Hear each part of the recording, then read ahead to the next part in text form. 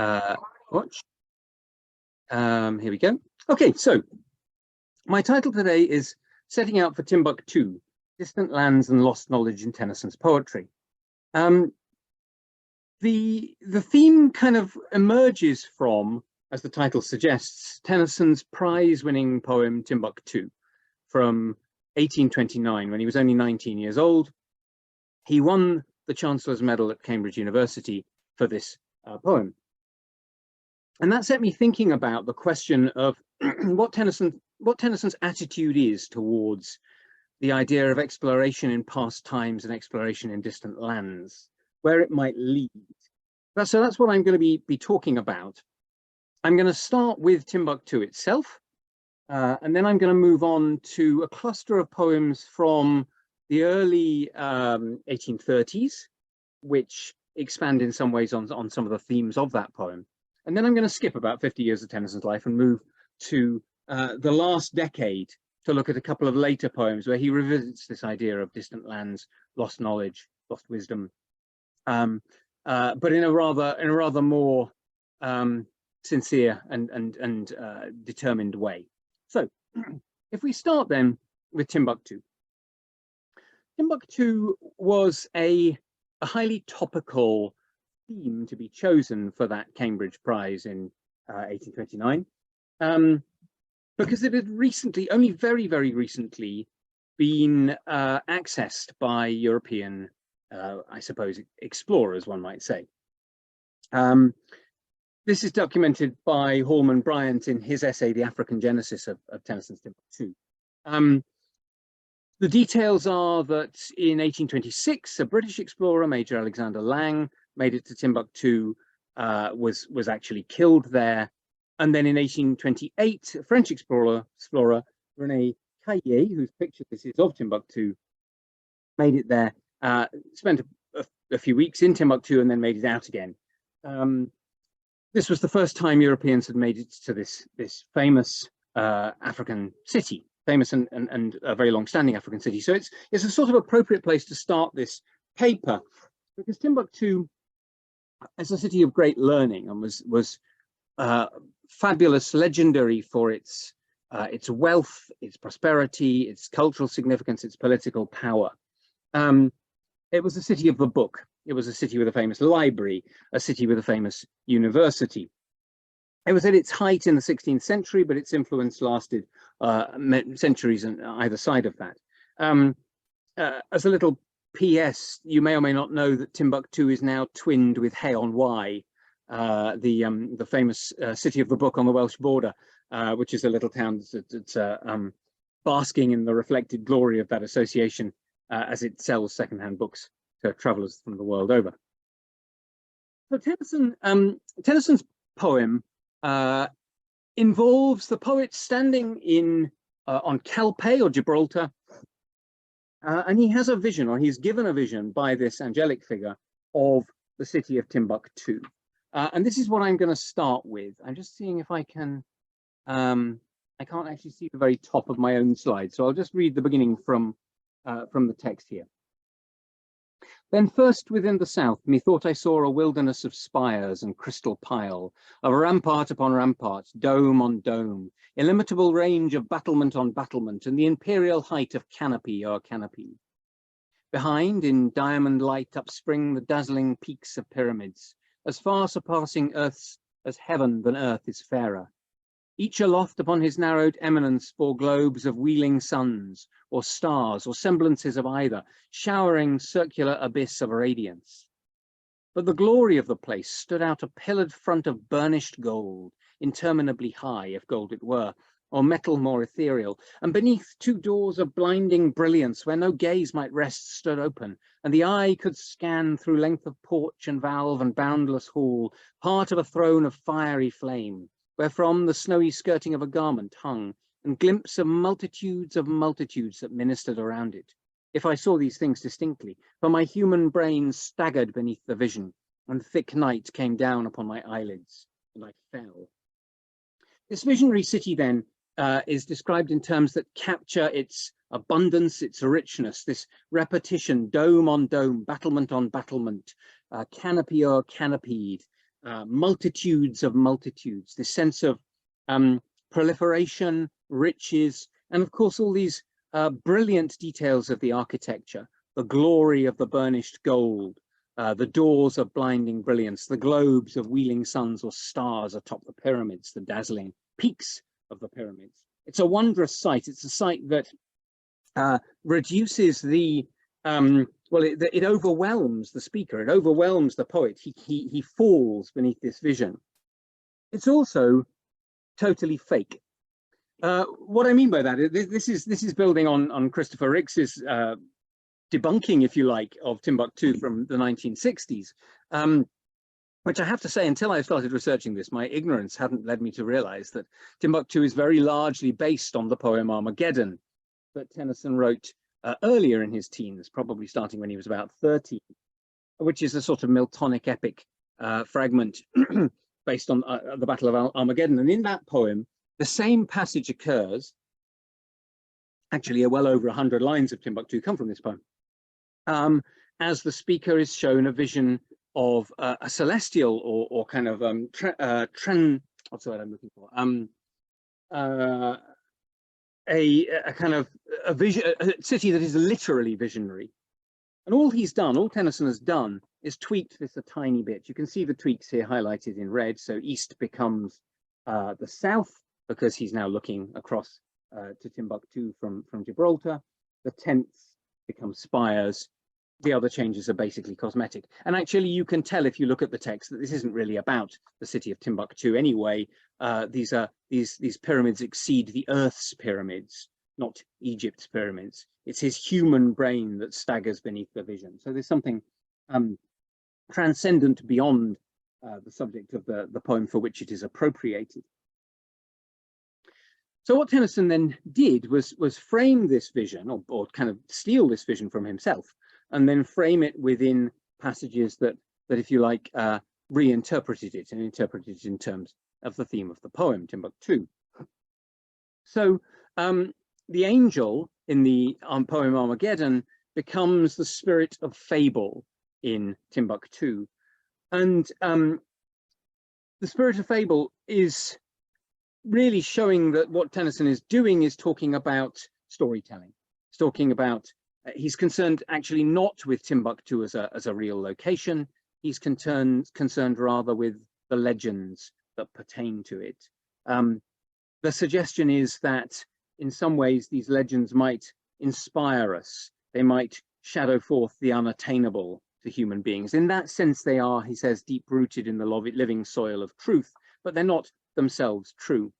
And this is clear too if we look at the very beginning of the poem, where Tennyson speaks about other legendary sites: divinest Atlantis, imperial El Dorado, in some sense grounded in memory.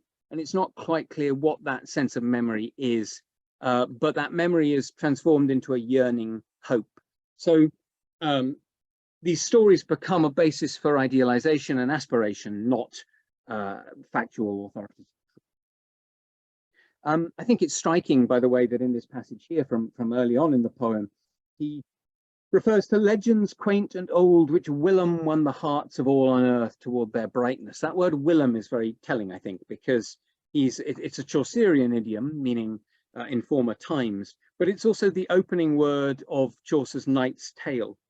Whilom, as old Astora's telling us, there was a knight that hight Theseus of Athens, he was lord and governor, and so on. So you have Tennyson looking back to an earlier storyteller who is himself looking back to a much, much earlier story. So in the idiom of the poem captures this idea of a sort of regression of stories into the past. There's a second vision at the very end of the poem of Timbuctoo itself, which reflects on the idea of the relationship between truth and fable.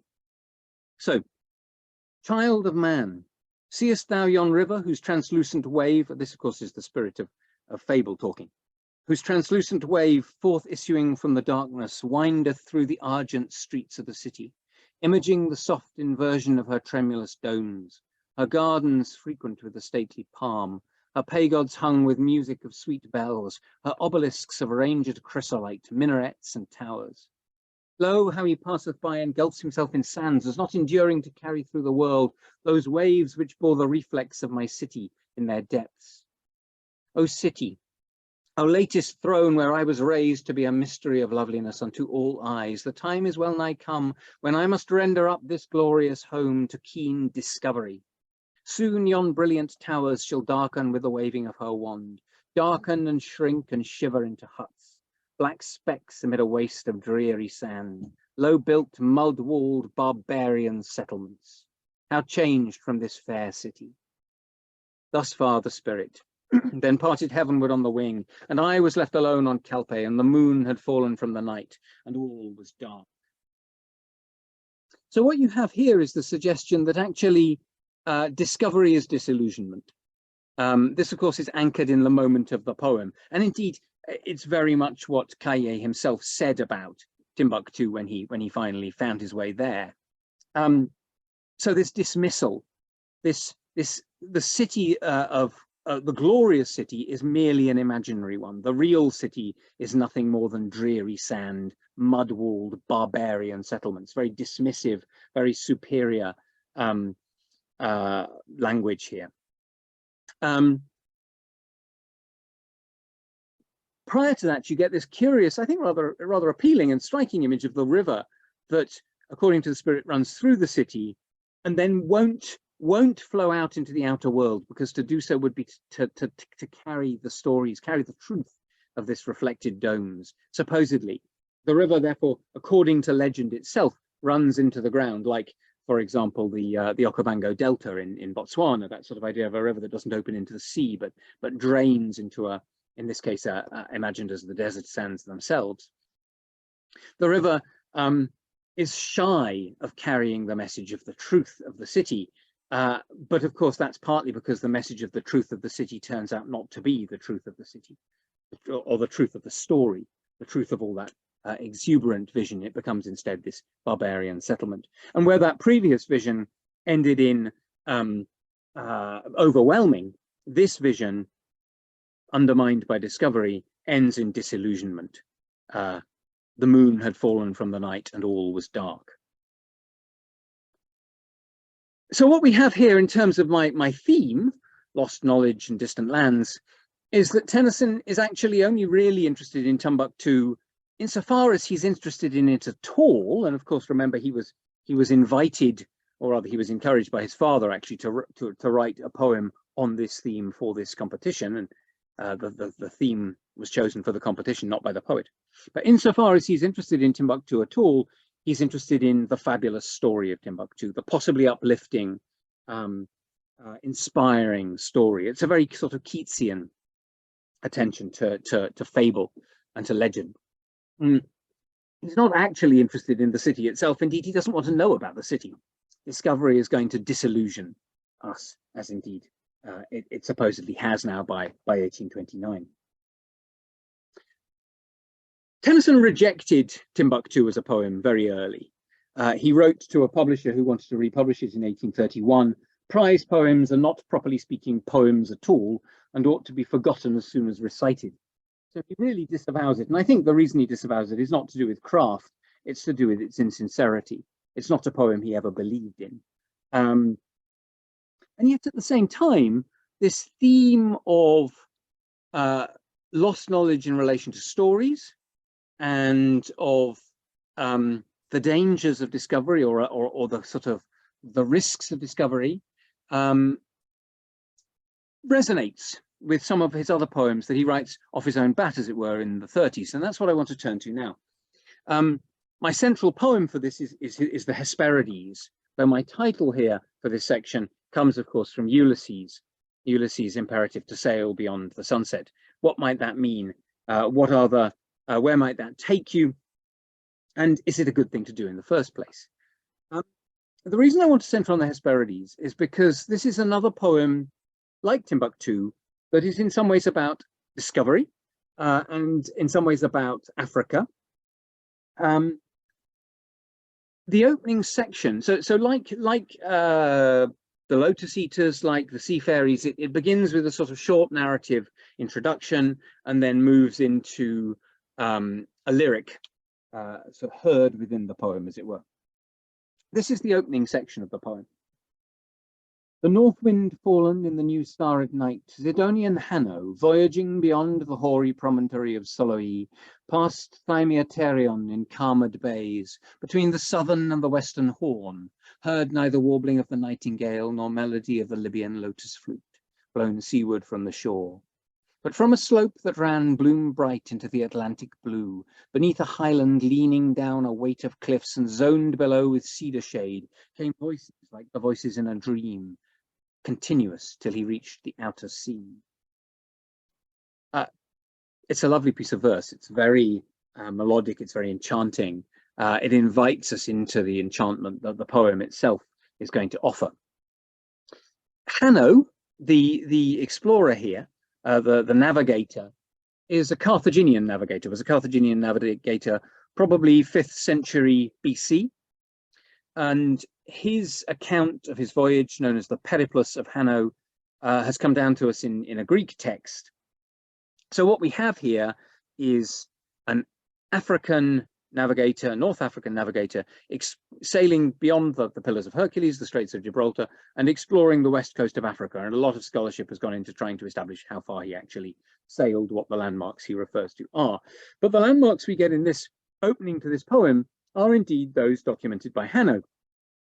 So you can see actually on this map from an early, well, a Renaissance, from a Renaissance map, and it's an illustration of Hanno's voyages. You can see some of them in a slightly different name.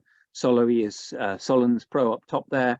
You have Thymiaterion towards the bottom under a slightly different Latinate name. The Western Horn, the Southern Horn are also geographical features that Hanno talks about. So this is Hanno's voyage, and yet where it leads him is not to Africa and the African coast, but to a landscape that looks sort of suspiciously like this depiction of the Garden of the Hesperides by Turner from 1806. So you have the highland leaning down a weight of cliffs, you have the cedar shade, and of course you have the Hesperides themselves who are going to voice the poem. So Tennyson is taking an ostensibly African subject matter, as in Timbuctoo, but he's not actually really interested in the African explorer himself. He's not really interested in Africa as recorded by that explorer. Instead, he's concerned with the Hesperides, a Greek legend. So in terms of sources, there are at least two versions of the Greek text with English translations that were available to Tennyson. The second of these on the right here by Isaac Preston Corey, the first edition is actually 1826. So this says 1832, but that's the second edition. So he could have used either or both of these. And Rix, in his edition, cites Douglas Bush, referring to Thomas Falconer's edition of the Periplus of Hanno, the Voyage of Hanno, in which Bush comments that Falconer has remarks on the island of the Hesperides in one of his discourses that accompany this translation. And it's true, he does indeed. But Falconer's remarks about the Hesperides are in discussion with another scholar, Dodwell, who's mentioned here on the title page, trying to refute Dodwell's claim that the poem is, the text, Voyage of Hanno, is inauthentic by using the Hesperides as a landmark, which is what Dodwell is doing. Falconer basically dismisses the Hesperides as relevant to the geography of the text. So these are actually highly scholarly editions, very different from what Tennyson himself is doing. Tennyson is, if you like, appropriating Hanno from the voyage for the purposes of revisiting a Greek myth. In other words, something from the classical tradition of European culture. And when he gets to the Hesperides themselves, or if we think about the song that wafts over to him from the Hesperides, wafts over to Hanno, Tennyson does consider the question of lost knowledge here, but in a rather different way, not valorizing the story, but seeing it as in some ways quite problematic. So if you listen to this opening section here, not opening section, but just the opening section on my slide, Father Hesper, watch, watch ever and aye, looking under silver hair with a silver eye. Father, twinkle not thy steadfast sight. Kingdoms lapse and climates change and races die. Honor comes with mystery, hoarded wisdom brings delight. That line, hoarded wisdom brings delight, is surely deliberately troubling. The idea that you should hoard, you should husband your wisdom and your knowledge rather than sharing it, suggests that there's something malignant about the way in which the Hesperides guard their apples here. And this becomes more apparent as the poem continues. Father Hesper, watch, watch night and day, lest the old wound of the world be healed, the glory unsealed, the golden apples stolen away, and the ancient secret revealed. Look from west to east along. Father, old Himala weakens, Caucasus is bold and strong. Wandering waters unto wandering waters call. Let them clash together, foam and fall. Out of watchings, out of wiles, comes the bliss of secret smiles. All things are not told to all.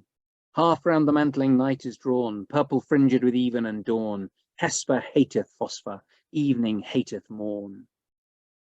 This passage is writ through with a conflict, or with senses of conflict, and particularly with the idea, rather sort of startling idea, that by protecting the apples, the Hesperides are preventing the wound of the world from being healed.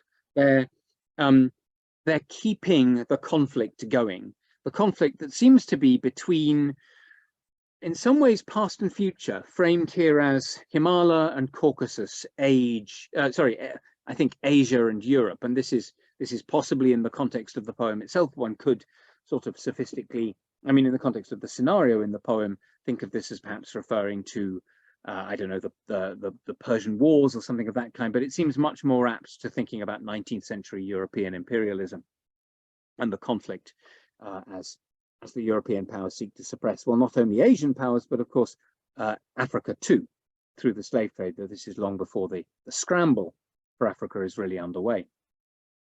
Africa here, if you imagine the Hesperides are standing on the African coast, is distancing itself, but also Hesper hateth phosphor. It's part of the evening and it's hating the morning, it would seem.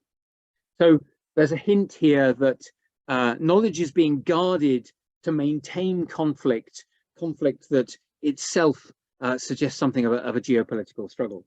And the story, of course, is framed in terms of a riddle. The whole poem is very riddling. So Tennyson too doesn't reveal to us quite what this knowledge might be. This idea that voyaging can take you into the realm of stories, but also that the realm of stories might be problematic, troubling, runs through several poems of the 1830s. Most obviously, perhaps the Lotus Eaters, illustrated here by the American artist Robert Duncanson, where the Lotus Eaters sailing with Odysseus land up, or well, the sailors sailing with Odysseus land up on the shores of the Lotus Eaters and then become Lotus Eaters themselves. They choose to eat the lotus and to remain. And as the poem is revisited in the 1842 edition, it becomes very obvious that that's even more obvious than it already is, that that's a dereliction of duty. There's Ulysses himself, of course, with his desire to keep sailing, keep exploring, keep chasing glory, but also keep chasing knowledge. In the process, in effect, enacting a dereliction of duty of his own, leaving his son to govern in Ithaca. There's the Sea Fairies. This picture by Herbert James Draper from significantly later captures both Ulysses and, in a way, the Sea Fairies. The Sea Fairies, again, are figures of temptation, the temptation to mariners, the temptation partly of stories and of song. I think the poem that expresses this most vividly is actually The Voyage, a relatively little known poem from 1836, published much later, dates it to 1836, where you have a crew setting sail to sail around the world, including particularly sailing south. And it becomes apparent that they are pursuing what's referred to as a fine vision that they're never going to catch up with. By the final stanza, they're in a state of terrible disrepair, dying, going blind, and yet still choosing to sail on because the world is round, and the merry world is round, and they can sail forever. So this idea that the desire to explore is itself a delusion. All it will get you to is stories. The stories themselves will be temptations. That's not unlike what we see in Timbuctoo and in the Hesperides again. So the early Tennyson then, insofar as he does think about distant lands beyond the European horizons and lost knowledge, distant civilizations, distant in place and time, it's, if anything, with suspicion. They're at best beguiling. They're stories, they're fantastical. The reality of discovery is either disillusioning, so disappointing, or even uninteresting. He's uninteresting. He's not really interested in what Hanno has to say, for example, about his own discoveries, or even in what the scholars have to say about where Hanno went. That's not his concern. So far, so well, it's so disillusioning, so disappointing. Setting out to look at lost lands in Tennyson and finding him really not very interested in them. However, that doesn't remain the case. And for the rest of this talk, for the second half, I want to focus on two much later poems. So after these early flirtations with particularly African subject matter in Timbuctoo and the Hesperides, Tennyson really leaves, he even leaves for the most part the classics. He moves to poems of modern life or poems within the British Arthurian tradition primarily. There are some exceptions, Irish traditions, Voyage of Maelduin, for example, but mostly that's what we see. In very late life, though, he returns to these themes in his 70s and into his 80s, and that's what I want to focus on now. Looking, my title is Looking East at Close of Day, and you'll see why in due course, close of day, course, because this is the close of his life. But also, he's looking now to Asian subject matter, and I think there is a telling change, actually, a telling and not that surprising in the 19th century context, dismissal of African subject matter, but a more attentive to Asian subject matter,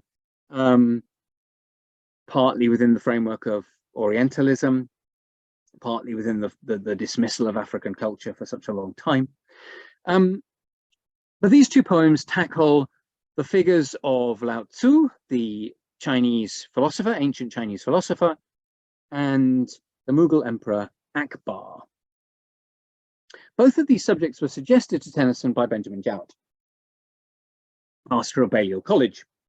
And Leonie Ormond has written a very interesting piece at length about this, particularly with reference to Akbar, in the Tennyson Research Bulletin from 2014. Jowett commented to Tennyson's son Hallam, "Your father appreciates the East," which is itself, I think, a slightly unpromising start. The East here generalizing this sort of orientalizing concept of the East, but we're going to see that Tennyson takes this in rather more specific directions. Jowett also liked to propose subject matter for Tennyson, and he was very pleased with what Tennyson did with these two subjects that he suggested. And as you'll see, they both involve much more serious research, much more active grappling with the subjects themselves, rather than sort of placing them within an imaginary landscape or using them as pretext to think about other cultural contexts. So, if we start with the ancient sage, then, just as a little summary of what this poem does and is. So it's written in 1885. So Tennyson is in his mid-70s by this point. And it's published in the same year in Tiresias and Other Poems. There are several potential sources for this poem. The one that scholarship to date has largely concentrated on is John Chalmers's translation of the Tao Te Ching, which he translates as the speculations on metaphysics, polity, and morality of the old philosopher Lao Tzu.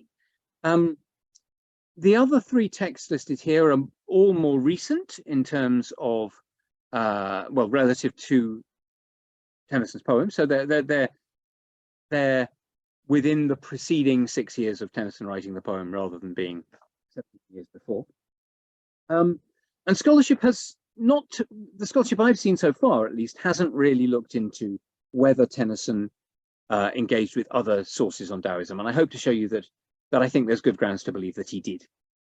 The fourth of these, by the way, translated by Frederick Henry Balfour, includes another translation of the Tao Te Ching, or Tao Te Ching, alongside several other Taoist texts. Chalmers, Douglas, and Legge are all from the missionary tradition, also academics. Balfour was an editor of a paper, I think, in Shanghai, though I could check that, certainly out in China. So he's in a slightly different context. The setting of the poem is in China, although that's never made explicit exactly. It is said that it is 1,000 summers ere the time of Christ. So we do have an approximate date. And it takes place in front of a cavern whence an affluent fountain poured. This is an appropriate location. A number of scholars have noted that it sort of seems to echo Chinese art. It also echoes the context of some of this settings of the Taoist sages themselves. There's a text that Balfour translates, which talks about how the sage, because of his self-denying austere morality and attitude to the wider world, can live in wild, out-of-the-way places among mountain streams and caves. And we'll come back to that figure of the cave shortly. The speaker is based on Lao Tse. Lao Tse is probably dated to about the 6th century BC.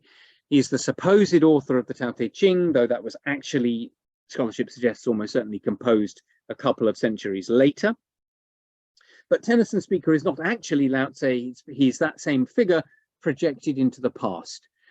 Lao Tse himself refers, this is in Chalmers' translation, and I should say Lao Tse himself, what I mean is the Tao Te Ching, refers to skillful philosophers that were in the olden time who had a mystic communication with the abysses. So the ancient sage is, if you like, one of those earlier skillful philosophers. We'll come back to the image of the abyss too.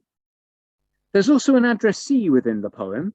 This is a poet who is in dialogue with the sage, except that he never actually speaks. What is happening is that the sage is reading out extracts from a poem by this poet and responding to them in the poet's presence. The poet is described as one who loved and honored him and yet was no disciple, richly garbed but worn from wasteful living. And as I'm going to suggest, I think that is also actually a figure who we can put in addition within Taoist scholarship of the period in relation particularly to the next generation of Taoist sages and specifically Lieh Tse. But I'll come back to that. So that's the kind of context and framing of the ancient sage. A quite thoroughly researched scholarly poem. In the morning. That's right. Oh. I'll look out for you. Okay. Sorry. Cheers. Oh, Roger? Oh. Roger, do you want to mute yourself? Sorry, folks. Sorry. Oh, could you mute yourself, Roger? Roger, could you mute yourself, Roger? Yeah, he's done it. He's done it. Brilliant. Thanks, Phil. And the same can be said about Akbar's Dream. So this again is another highly scholarly poem involving quite detailed research. So this is written later, written in 1891 to 92. So in the last year of Tennyson's life, it's published posthumously in The Death of Anoni, Akbar's Dream and Other Poems. So unlike the ancient sage, it becomes a sort of title poem. It's one of his very last poems. And this poem shows its scholarship much more obviously because Tennyson includes multiple notes. And within those notes, he cites these 4 sources that I've listed here. There are researchers, scholars have looked into other sources that he may have used. There's a list that Riggs includes and other people. But these are the ones that Tennyson himself specifically mentions. The setting is very much more specific again. So it's in front of Akbar's palace. There's a photo of it at Futtehpur Sikri in northern India. The date we can place approximately the 1590s, maybe 1580s, certainly no later than 1602. The speaker is the Mughal Emperor of India, Akbar the Great, whose reign is pretty well exactly contemporaneous with Elizabeth I's here. The addressee is his Grand Vizier, Abul Fazl. who was assassinated in 1602 by the order of Prince Salim, and that is how we know that that's, if you like, the last possible date of the poem's speech act. The poem also quotes poets. It quotes Faizi, who was the brother of Abul Fazl and Akbar's poet laureate. There's something quite nice, I think, and also quite funny and self-referential. I don't think it's intended to be funny, but I think it is quite funny that Tennyson, as the poet laureate, is quoting in his own poem the poet laureate of Akbar. And there is the quoting also of Abu Sa'id, a Sufi poet, who's referred to as a voice from old Iran. So as with Tennyson echoing Chaucer, retelling classical tales in Timbuctoo, and as with the ancient sage being a figure who is both Lao Tzu and one of the ancient sages Lao Tzu is referred to, we have this sort of layering of historical voices, this looking back to past authorities, past influences. So if you compare the two poems together, then to sum up just those details, you have fictionalized historical subjects in each case. Lao Tzu fictionalized by being pushed into the past, Akbar fictionalized through the dream, which I'll come to in a moment. You have distance of time and place, China 3,000 years, give or take, before Tennyson, India 300 years earlier. You have an original source in each case in English translation, and you have current scholarship in each case. At the same time, both poems also address preoccupations of Tennyson himself, of Jowett, and of their moment. These quotations on the left here about the ancient sage are all essentially Tennyson saying something fairly similar, which is to say that this poem is really a personal poem rather than primarily a response to the Chinese philosopher. I want to suggest, and I'm going with a minority strand within scholarship on the poem here, that that's not quite sincere, in the same way that when Tennyson says that in memoriam is the cry of the whole human race and not his own, that is also not entirely sincere. So there's a sort of distancing going on there. I want to suggest that there is an engagement with that. Akbar's dream concerns in part some of the same religious themes, themes of ecumenicalism that we see in the ancient sage and that are sort of framed in personal terms in the ancient sage. The theme of the poem that was proposed by Jowett was all religions are one, or the religions of all good men, and Tennyson certainly draws attention to this. At the same time, this is also, I think, much more obviously a laureate poem, because it concerns, as Tennyson says in a note, the duties of the sovereign, and particularly the problem of successfully ruling over mixed races, and the policy that Akbar landed upon to do this, which is the policy of toleration. So this is a poem that concerns British rule in India quite directly. These themes, again, have been taken up by critics. So what I want to do in the remains of the talk is to look briefly at Akbar's dream, and then in rather more detail at the ancient sage, to see how far the older Tennyson is now taking these distant lands, these ancient civilizations, seriously. How far is he actively engaging with them? How far is he learning from them? Starting with Akbar's dream then, even though it's the later of the two poems. This is a series of quotations from Tennyson's Akbar, which I think show both affinities with Tennyson, elements of dramatic characterization, and I'm going to suggest ways in which Tennyson is not being wholly true to his subject matter, or at least is spinning it in certain ways. So Akbar says, there is light in all, and light with more or less of shade in all man modes of worship. So you have this ecumenicalism proposed by Jowett as the theme, the religions of all good men, all religions are one. You have the free hall of Akbar, which he says is a place where each philosophy and mood of faith may hold its own.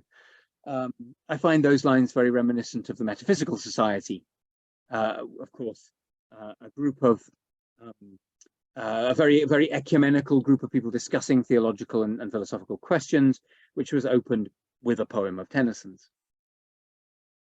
Akbar carries on, I hate the rancour of their castes and creeds. I let men worship as they will. I reap no revenue from the field of unbelief. I cull from every faith and race the best and bravest soul for counsellor and friend. I loathe the very name of infidel. I stagger at the Quran and the sword. I shudder at the Christians. So in Akbar, Tennyson finds somebody who shares his aversion to coercive attitudes to religion, to the idea that you can force people towards positions of faith. That line, I reap no revenue from the field of unbelief, Tennyson tells us in a note, is a reflection of Akbar's policy of reversing taxation on Hindu pilgrimages. Akbar doesn't want to encourage unbelief. He would rather foster any kind of belief. I loathe the very name of infidel, therefore cuts both ways. It's both that he loathes the idea of calling people infidels because they belong to a different faith to yourself, but also in another sense, the person for whom there is no place here is the absolute unbeliever. So far, so much of an affinity, if you like, between Tennyson and Akbar. But look at what happens next. Yet Allah, says their sacred book, is love. And when the Goan Padre, quoting him, Isa ben Maryam, his own prophet, cried, love one another, little ones, and bless whom? Even your persecutors. There, methought, the cloud was rifted by a purer gleam than glances from the sun of our Islam. This, I think, is a very telling moment in the poem, because it's a moment when Tennyson has Akbar endorse Christianity as superior to Islam. The Goan Padre here was Rodolfo Acquaviva, who did indeed come and present Christian ideas and discuss them at Akbar's court. Isa ben Maryam is Jesus, the son of Mary. But the crucial point, I think, is that Akbar, for Tennyson, Akbar is who he is because he is a closet Christian. And you can see this in another note that Tennyson includes in the poem. Akbar, according to Abd al-Qadir, had his son Murad instructed in the gospel, and he used to make him begin his lessons in the name of Christ, instead of in the usual way, in the name of God. So Tennyson is here, he has a source for this, but he is, he's latching on to a very particular detail in a rather specific source, rather than the much broader sense of who Akbar was. He wants a Christian Akbar. In terms of sort of scholarly responses to this, I suppose I want to suggest that there are, I want to suggest a middle position between these two interpretations that I've given you here. Tennyson never doubts the correctness of Christianity as the only religion, sorry. That's Syed Muzaffar Hussain, but it's also cited with approval by John McBratney. This seems to me to be not true, in the sense that the poem very definitely opens space for Islam, opens space for Hindu religions and other religions as religions.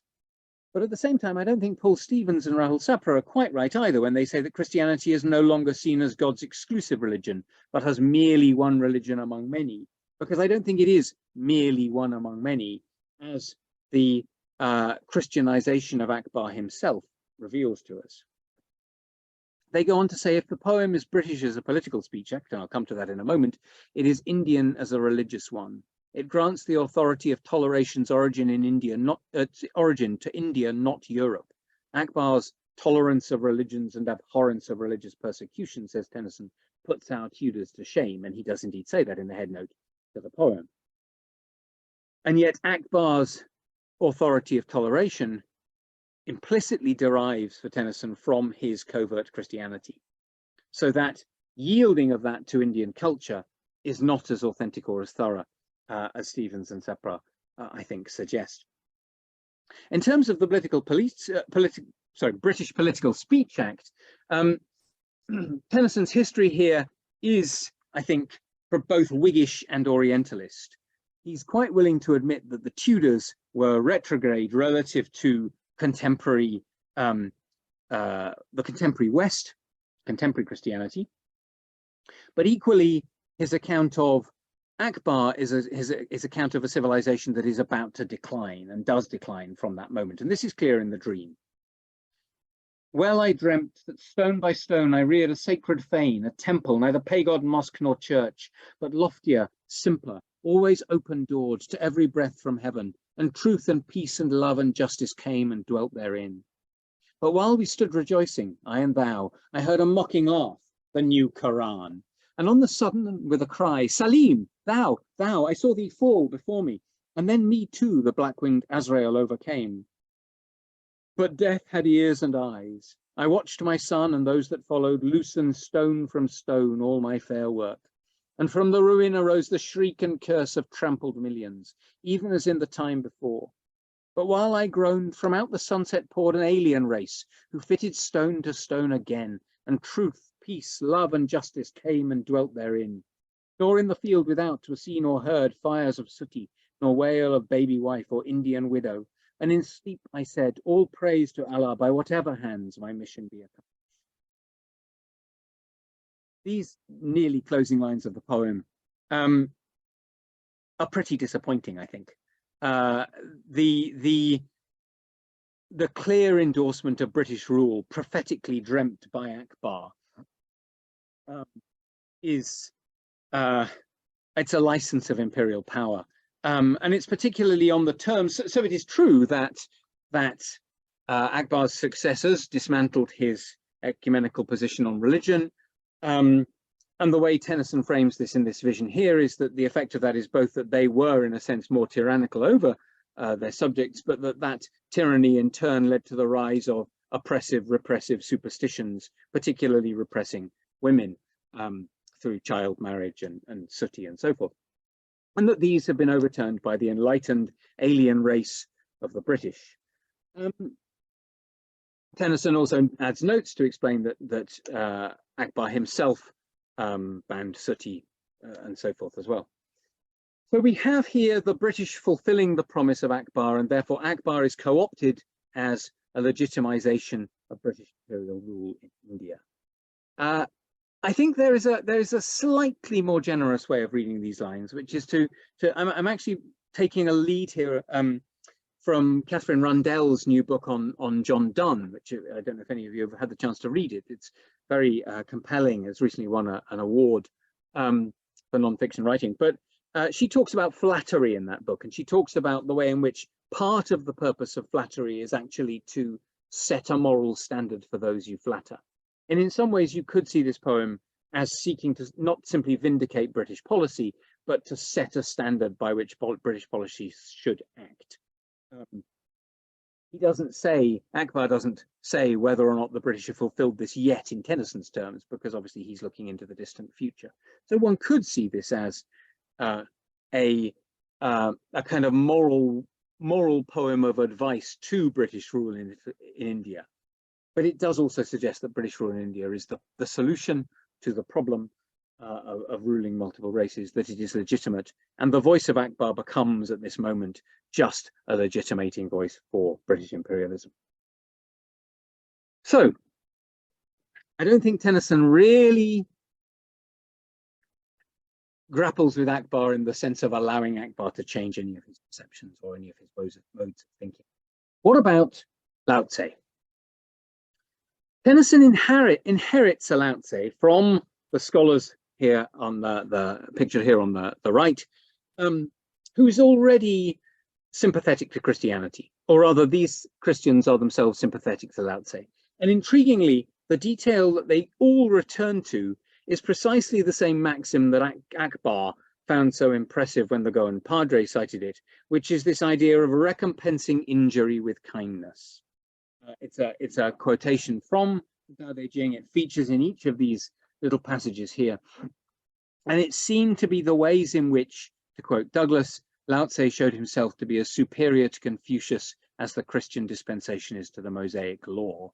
So Lao Tse is the Lao Tse that Tennyson has access to is one who's, if you like, pre-prepared as proto-Christian. And therefore, as a Christian poet, Tennyson is able to think sympathetically, is sympathetically disposed towards him. The last of these scholars here, Legge, even goes so far as to suggest that, and in direct contrast with Douglas, who makes the opposite claim, that the Tao Te Ching recognizes the existence of God too, so that you can have the idea of a divine God within it, as well as Christian morality. So Tennyson is well disposed towards Lao Tse, and one could therefore see him, in a sense, as likely to do what he does with Akbar, simply Christianize him. And it would be a way of reading the poem to see him doing that. But I think we also should think through the way in which Tennyson himself develops and works with the imagery and the ideas emerging from Taoism in his sources themselves. So, to start early in the poem with what the sage has to say about this cave that I mentioned earlier. This wealth of waters might but seem to draw from yon dark cave, but, son, the source is higher, yon summit half a league in air, and higher the cloud that hides it, higher still the heavens whereby the cloud was moulded, and whereout the cloud descended. Force is from the heights.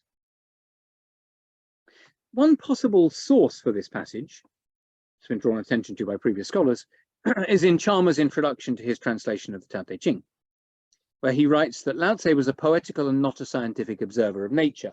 The water that bubbled up in the spring of the valley came from he knew not where, and so it came from nowhere, from nothing. The odd thing about thinking of this as a potential source is, of course, that Tennyson's ancient sage is exactly a scientific observer of nature in this passage. He's talking here about precipitation. He doesn't say that the water comes from nowhere. He says it comes from the summit of the mountain, and there from the cloud above it, there from the heavens. He also talks about it in terms of force. That attention to the heavens might seem to be a sort of Christianizing. So you could see Tennyson as doing exactly what one might expect here, rewriting that trope from Chalmers. But if you look more widely at some of the other Taoist sources to which he might have had access, something else is going on, I think. So Balfour's translation of a text, remember, this is from a book that includes the Tao Te Ching, and we know that Tennyson had been reading the Tao Te Ching, from a text called History of Great Life, uses that same image of a fountain, but it connects it much more directly to a process that reaches up to heaven, runs down towards earth. The Tao reaches upwards to heaven and touches the earth beneath. There's even a text in Balfour's book, it's only one page, it's called The Red Streaked Cave, and intriguingly doesn't include any cave imagery. So it's worth thinking about what that title might mean in relation to that text. But that too uses this idea of motion, and particularly actually the term force. Force, we see forces from the heights in Tennyson's poem. The source is higher. That connection of vital force and the primary source here is there made within a Taoist text. So Tennyson's is not simply rewriting Chalmers. It's possible that there are other Taoist influences within what he's doing. So in effect, he's potentially synthesizing sources, thinking himself, as he does with evolution in the 1830s and 40s, thinking through multiple positions on Taoism and synthesizing them, using them together. We can see this too in one of the most famous passages from the poem, where he grapples with the idea of the nameless. If thou wouldst hear the nameless, and will dive into the temple cave of thine own self, there, brooding by the central altar, thou mayst haply learn the nameless hath a voice, by which thou wilt abide, if thou be wise, as if thou knewest, though thou canst not know. For knowledge is the swallow on the lake, that sees and stirs the surface shadow there, but never yet hath dipped into the abysm of all abysms. That phrase, the abysm of all abysms, comes directly from Chalmers' translation of the Tao Te Ching, the abyss of abysses, in the first chapter. The idea of naming is also there in Chalmers' translation, but the identification of the Tao as the nameless is not actually. Something closer to that comes in Douglas's account, where he says Tao is impalpable, formless, it is the cause of form, nameless, it is the origin of heaven and earth. Actually, it's curiously, it's only later translators, particularly D.C. Lau in the Penguin Classic translation in 1963, who reifies the nameless in the same way that Tennyson does. So Tennyson is himself finding a language to think through and articulate Taoist concepts here. It's also just striking that what we have here is, of course, an ancient wisdom that disputes the validity, the final validity of any kind of knowledge, coming back to my title, Lost Knowledge. Then there's his use of the term the word. There was a dispute among, or discussion among, the authorities on Taoism at the time as to how to translate Tao. Should it be the way? Well, Chalmers says, no, that's too materialistic to serve the purpose of a translation, which I think is a bit of a giveaway. At the same time, he's not quite willing to pin his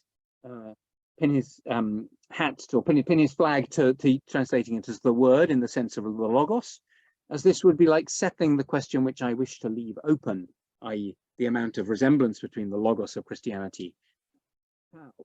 Nevertheless, he says that's the term he uses when translating logos into Chinese. So there's an authorization of a kind in Chalmers for using this idea of the word. Legge, on the other hand, thinks we should use the way in the sense of the method, but he turns that too into a curious echo of Christianity, where he says, if Methodism and Methodist had not been so well appropriated in English, I should have recommended their employment for Taoism and Taoist.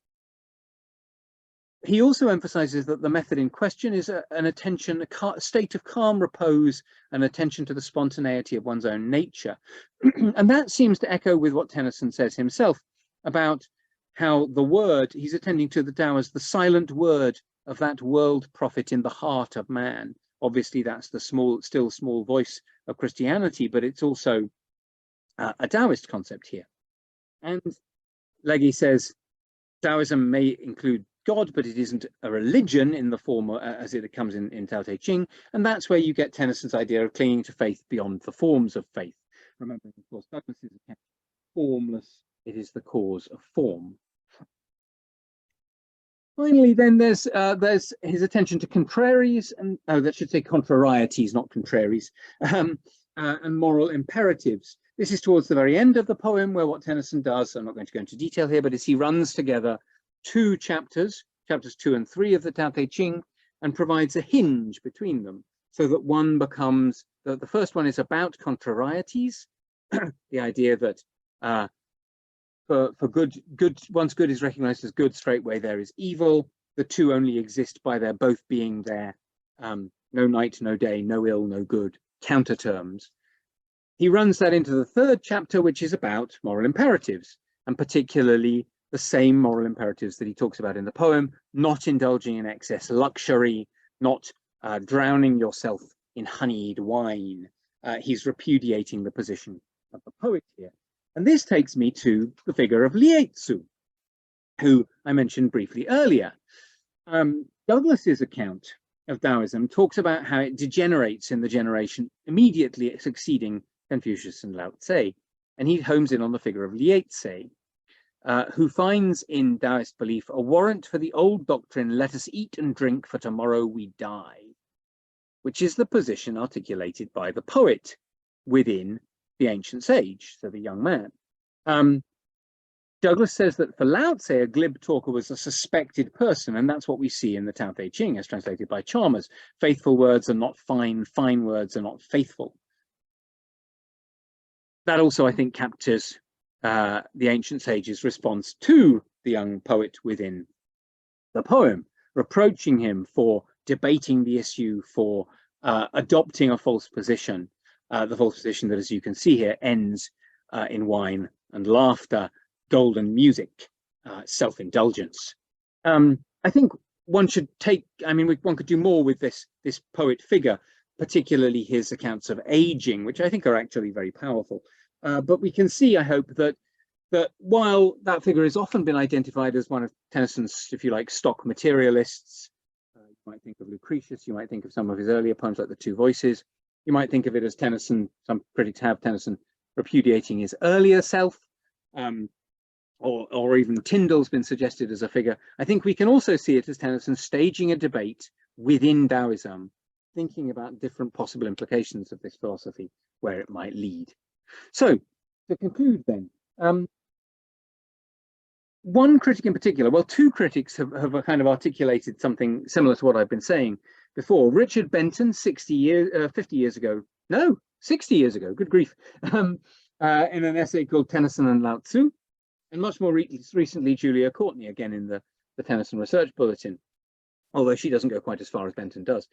Benton concludes that in spite of Tennyson's denial that the poem reflects Taoism, a careful comparison of Lao Tzu's ideas in Chalmers' translation with the poem suggests that it does expound the basic tenets of Tennyson. And what I hope I've shown you is that if we expand that to think about the other Taoist sources that might have been available to him, that's actually even more compelling, or that were available to him, whether or not he had them. Certainly, we can position the poem within these debates on Taoist scholarship. The only idea that Benton says in the poem was not consonant with Taoism is the speculations about the possibilities of personal immortality. And actually, if you read Balfour's Taoist text from the year before Tennyson writes his poem, immortality too is there. The Tao gives immortality. There's a text, and that's from the Tao Te Ching. There's a text called Respiration of the Embryo, which pulls together depth, heaven, pre-existence, an idea that is there in the ancient sage, in a passage that seems very reminiscent of Wordsworth's Immortality Ode, the idea that the spirit is in some way pre-existing, that by focusing inward, think back to that inner voice, that still small voice of calm, if you like, but also think to the passage where you're looking inward for the nameless. By focusing inward, you can obtain immortality according to this text. I think, if you like, discover it or realize it as far as Tennyson is concerned.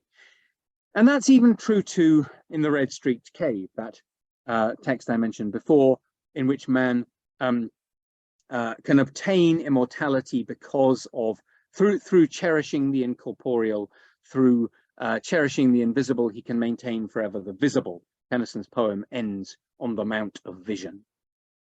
So, to finally conclude and sum up then, the young Tennyson does not really seem genuinely interested in lost worlds, lost civilizations, lost knowledge, even in distant lands. He engages with African subject matter somewhat under duress in Timbuctoo, and very half-heartedly in the Hesperides. He's rather dismissive of it. He sees ancient stories as stories. He sees discovery as likely to disillusion. There's no truth to this. The older Tennyson, though, turns to look not at Africa, but at Asia, India, and China, takes them much more seriously. In Akbar's Dream, as a public poet, as a laureate poet, I think he rather co-opts Akbar for his own purposes, co-opts the Indian sources for British India.